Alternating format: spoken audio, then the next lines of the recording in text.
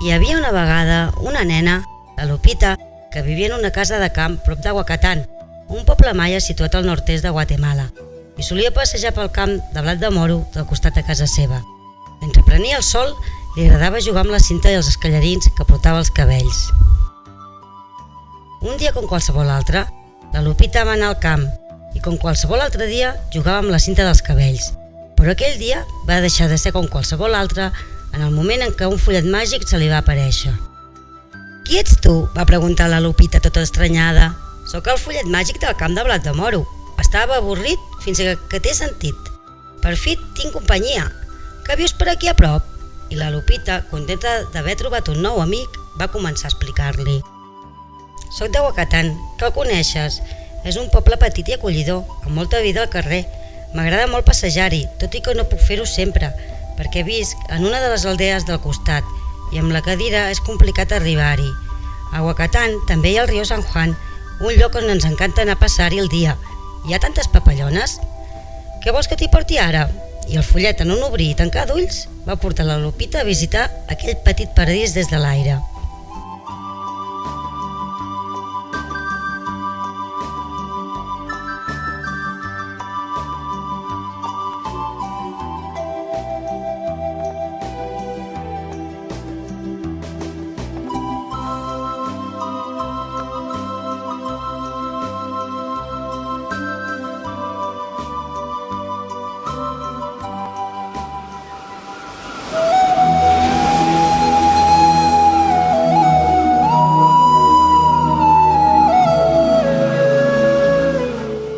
La Lupita estava d'allò més contenta i seguia explicant-li cosetes al seu nou amic.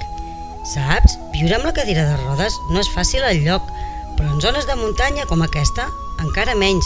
Per sort, a Huacatán hi tenim Asopedi». «Asopedi?»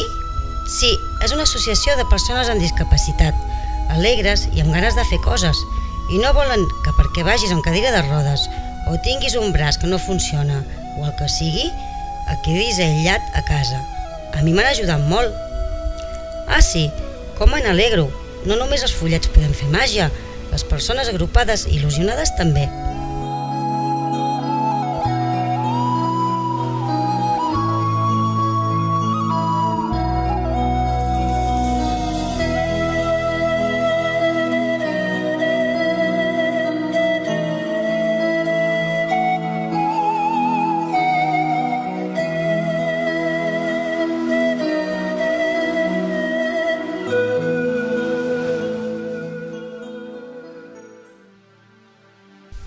«I màgia és l'ambient que es respira a l'escolita», continuava explicant la Lupita al fullet, i és que no volia que se li escapés cap detall.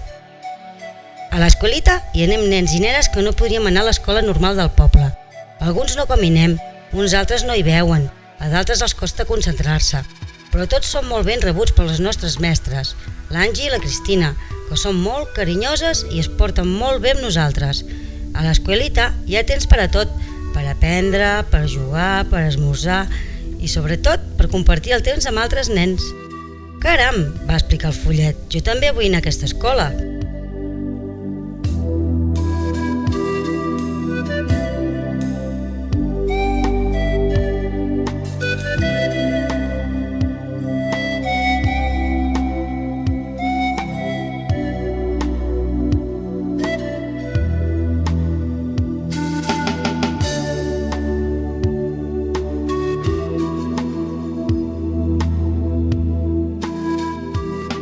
El fullet seguia escoltant atentament la Lupita, que li explicava orgullosa que a Huacatán no només ajuden els nens amb discapacitat, sinó que també tenen en compte més gent.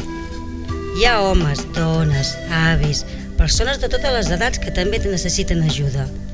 Al taller d'ortopèdia i ajudes tècniques de Huacatán, si el teu cos necessita canviar alguna peça, un braç o una cama, ho fan de la millor manera possible i amb un somriure d'orella a orella. «I no ho diguis a ningú, però el noi que ho fa és molt guapo», li va dir a la Lupita cau d'orella. «Ah», va exclamar el fullet amb un somriure, «i si necessites una cadira de rodes és el millor lloc on me la podíem fer. I saps per què? Perquè els mateixos treballadors van en cadira de rodes i saben del cert que la cadira és com un bon calçat. Si no hi vas còmode, no pots sortir de casa». El follet estava entusiasmat amb tot allò que li explicava la seva nova amiga, i és que se n'adonava, la màgia no és només cosa dels follets, és real, només cal voler veure-la o voler compartir-la.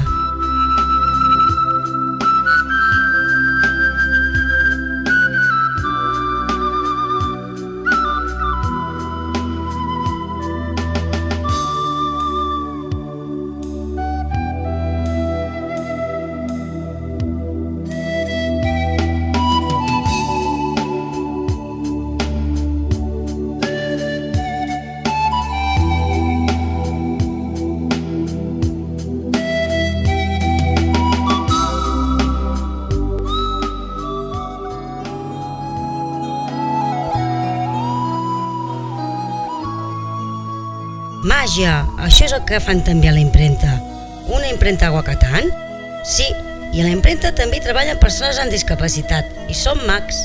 D'un dibuix en fan de milers de còpies i els converteixen en boniques postals que després trobes per casualitat en parades d'artesania d'altres pobles. Que en vols una?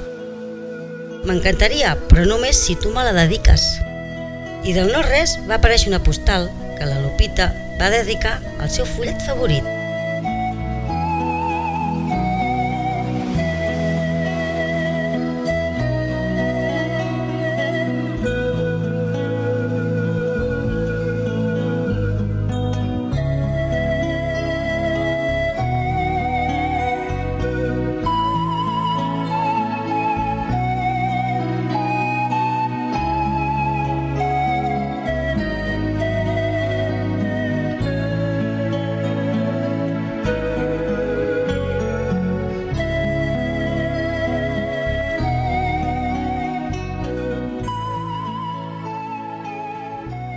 Gràcies, Lupita.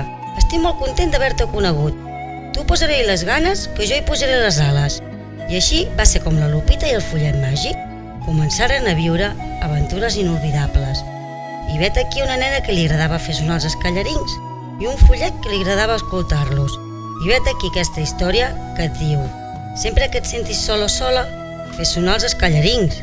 Mai saps quan un dia qualsevol pot deixar-ho de ser-ho, quan un follet màgic pot aparèixer i fer-te volar i veure les mil i una meravelles d'aquest petit món nostre. Aguacatán i la seva gent són una d'elles. I aquí hi ha un gos, aquí hi ha un gat i aquest conte no s'ha acabat.